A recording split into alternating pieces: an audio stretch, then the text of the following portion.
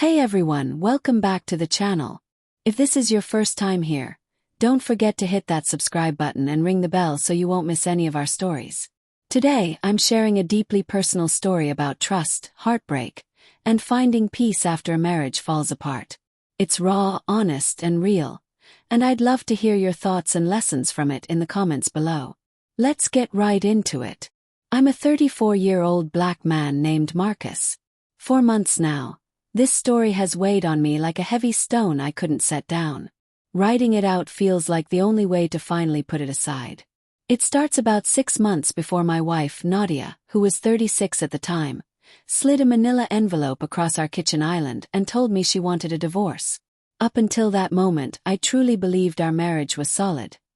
Maybe even the kind of partnership others admired. We'd been married for a year, but together for 4. Our friends often joked that we were too sweet with each other. Nadia was the kind of woman who delighted in small, thoughtful surprises, leaving little notes tucked inside my lunch bag, greeting bad days with home-cooked dinners and gentle hugs. She remembered every anniversary, birthday, and even the little us dates we made up along the way. I loved how deeply connected she seemed to me, to us. We weren't perfect. We argued over mundane things.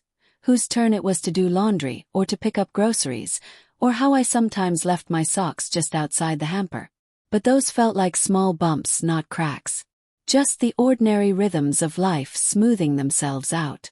So when she started to change, sharply, deliberately, it felt alien. The first sign came through money. Not the kind of practical conversations about saving or investing together, which we'd had before and welcomed. This was different. Nadia suddenly bombarded me with questions about every detail of my finances, including things that predated our marriage. Bank accounts, investments, and even an inheritance from my grandparents that I'd kept separate. I work in finance myself, and she had always trusted me to handle the money logistics, so this sudden curiosity felt off. She wasn't asking about our plans or shared goals. She wanted to know exactly what I owned, where it was held, under whose name, who the beneficiaries were. When I asked why she needed to know, she just shrugged and said, "We're married. I should know this." I could have let that go. But then the changes multiplied. She started taking phone calls behind closed doors, something she never did before. Her explanations felt scripted. Work stuff, old friends. Nothing to worry about. The late nights at her job as a project manager in a tech firm increased beyond what was normal for her role. Twice or thrice a week, sometimes later and later. Our joint credit card statements showed she wasn't spending on dinner or anything usual on those nights.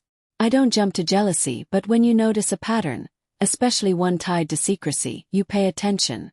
Because of my job, I had access to our account login histories. Nadia used to check balances only around payday.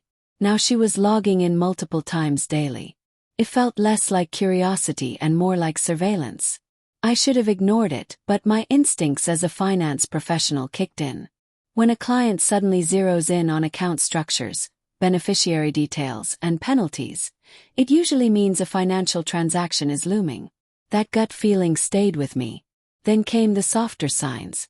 She became distant when I mentioned our upcoming 2nd anniversary trip. She brushed off conversations about starting a family. She took a detailed interest in my daily schedule, what time I'd be home, how late meetings would run. At first, I wanted to believe she was planning something nice, maybe a surprise. But one evening over dinner, she asked me, almost academically, how my 401k would be handled if something happened to me. Who would get what and under what rules? My chest tightened. I asked her if I had done something wrong. She assured me we were fine, just being prepared. But for what? She wouldn't say. That night, staring at the ceiling, I realized polite reassurances wouldn't calm the alarm bells ringing inside me. What followed was a mix of guilt and pragmatism.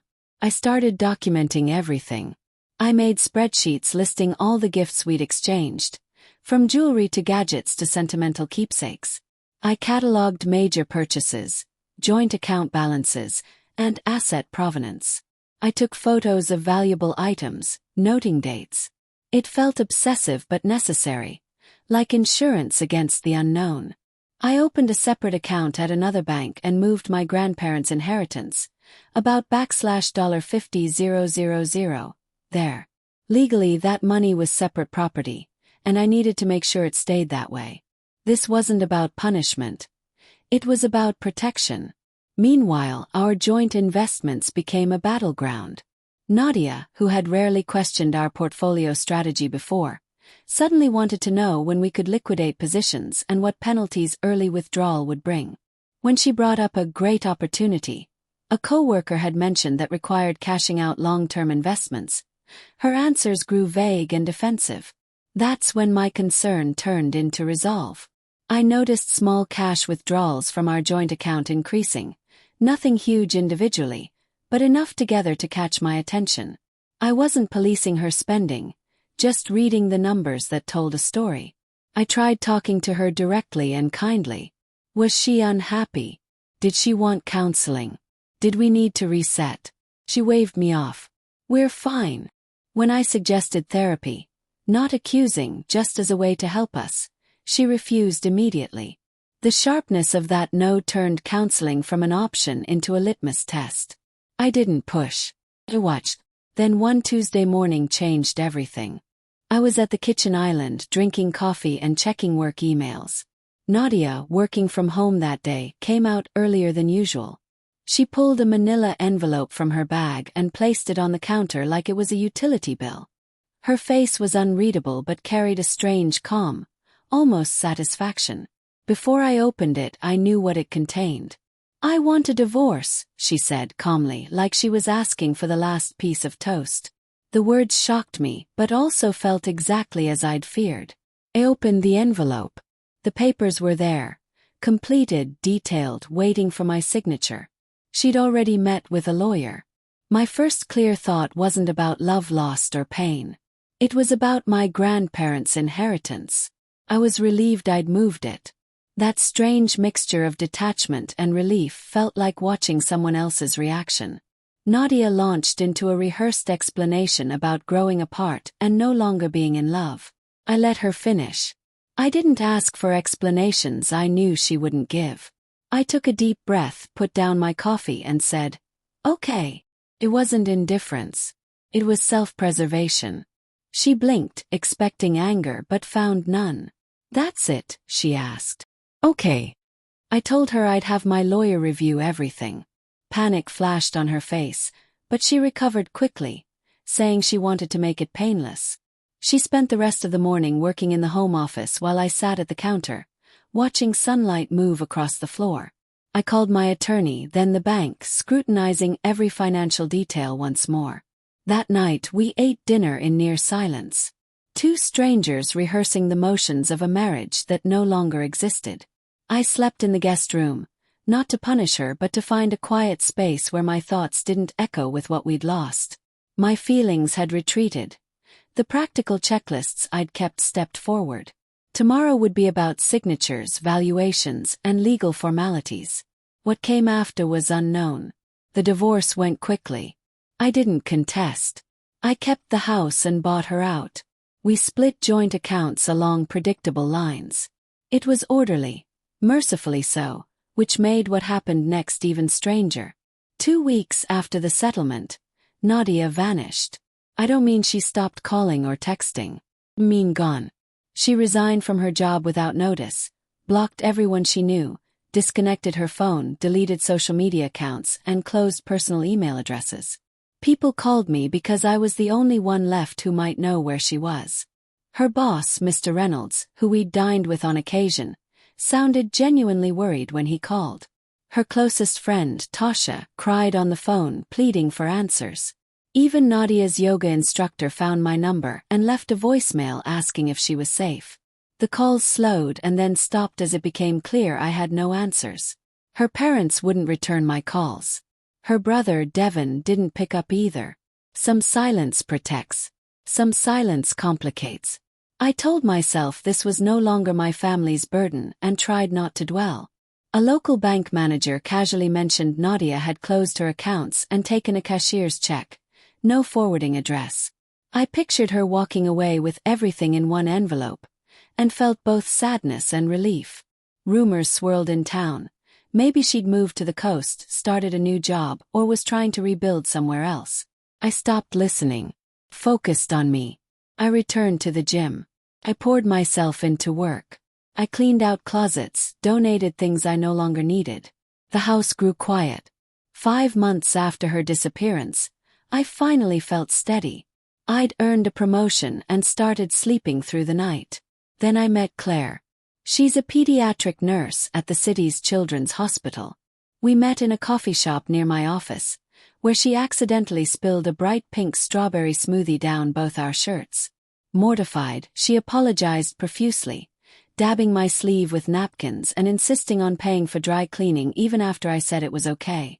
We laughed, exchanged numbers, and began talking. Claire's kindness was effortless, texting to ask how meetings went, sending silly dog pictures to brighten my day, and listening carefully when I shared complicated feelings, never pushing for details. We started dating. The ordinary felt new and radiant again. Grocery runs, slow walks, baking shows with cookie dough resting on the counter. Life's simple pleasures felt luminous. I wasn't waiting for the other shoe to drop. The house finally felt like home. Then, one Thursday night around 9 p.m., someone knocked hard enough to rattle the front door. I opened it to find Nadia standing there, worn, brittle, like she'd carried a heavy suitcase too many miles. The first thing she said was, "Whose car is that in the driveway?" I told her it was Claire's white Volkswagen Beetle. Shock quickly turned to anger on her face.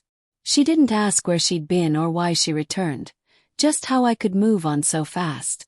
Claire, calm and steady, stayed in the kitchen while I handled the confrontation. Nadia accused me of never loving her if I could be with someone else so soon. Claire briefly stepped into the hallway to say hello and then retreated. Nadia took that as an invitation to mock her. I absorbed the verbal blows but drew a clear line at cruelty toward Claire. Before I could respond, Nadia switched gears, demanding the return of expensive gifts or the money from their sale. I told her the truth. I'd sold some things, donated others. Her anger exploded, with insults and demands as if gifts were loans. I said goodnight and closed the door. In the kitchen, Claire handed me a warm cookie as if to say, "The world still holds sweetness." We didn't dwell on the night but moved on. 3 days later, nearly 11 p.m., my phone lit up with a call from a number I hadn't seen since before the divorce. Devon. We used to be close, watching games and hanging out. He'd blocked me after his sister filed. He read me a rehearsed speech about doing the right thing, about helping family. He claimed Nadia would have helped me if the roles were reversed. I laughed, surprised at how disconnected his words felt. I told him what I told Nadia. I no longer had the items she demanded. He grew combative, calling me selfish and dishonest. I asked if he knew Nadia had shown up at my house, insulted my girlfriend, and demanded money. He went silent. I asked if he knew about the car I'd bought her. More silence. I ended the call, telling him I thought our friendship was genuine but his disappearance proved otherwise. Then I blocked his number. That night Claire stayed over. She put on our comfort show and ordered pizza without probing my mood. I don't think I've ever been more grateful for ordinary kindness. We ate, laughed, and let sleep come on its own. At 4 a.m., a long message from Nadia appeared on my phone. She wanted to meet and promised to tell me everything. My first instinct was to delete it. Then I showed Claire. She squeezed my hand over breakfast and said I should go if closure helped. She'd spend the morning with her sister and meet me later. I chose a busy downtown cafe, where the noise would keep things controlled. Nadia arrived wearing sweats and looking exhausted. The composed professional I knew was gone. She sat, stared at her hands, and began to speak. She confessed she'd been unfaithful with a man she reconnected with at her high school reunion. I remembered that reunion. She insisted on going alone about 6 months into our marriage. After the divorce, she and this man planned to build a life together, a farm in another state. She spoke of chickens, produce, agritourism weekends. Then reality. Hiring workers, rising costs, and money running out. She quit her job to move, and the farm became a financial drain. The man she thought was her anchor was adrift. She told me she was pregnant with his child. Medical bills piled up. That's why she came back. I listened longer than I expected. Her ask was audacious, wrapped in confession. She'd cut off friends and family, embarrassed to explain the failure. Her parents knew some but not the full scope. Quietly, she asked for another chance. She said she made a mistake, chose a fantasy over reality, missed what we had. I looked at her, tired, pregnant, pleading, and realized my heart no longer bent toward her. What I felt was gratitude for being free. I told her so. I thanked her for the divorce papers because they revealed the truth I needed. I said her choices weren't my problems to fix. When I mentioned her cheating, shock flashed across her face. Maybe she thought she controlled the story. I stood up, said I had to leave. Claire likes succulents. I needed to buy a few for the kitchen window. Walking out into daylight, I felt lighter. The story finally made sense. The financial questions, late nights, vanishing act, and return all pointed to one thing. I went home, repotted 2 small plants, and felt a quiet settle that didn't feel empty. 2 nights later, Nadia returned. Claire was at the hospital on a night shift. At midnight, banging started again, loud enough I worried neighbors would call police. I opened the door to stop it. Nadia pushed past me into the foyer, collapsed, and accused me of being heartless, selfish, and judgmental. I let her speak just enough to confirm what I already knew. She was there for money, not remorse. I finally raised my voice, not to fight but to cut through. I told her she chose this path. She couldn't demand rescue from the person she discarded. She invoked her pregnancy again. I told her to sell the car I bought her. That flipped a switch. She hurled insults and threatened to make me regret my decision. I started dialing my lawyer. The sound of the phone ringing shifted her from fury to calculation. She left, slamming the door so hard a picture frame tilted. I texted Claire a simple summary with a heart at the end. She deserved reassurance, not drama. On her break, Claire offered to bring donuts home. Such a small gesture made me laugh. Sugar can't fix everything, but it said, "I'm here." In the days after, I tightened boundaries. Installed a camera by the front door. Moved spare keys.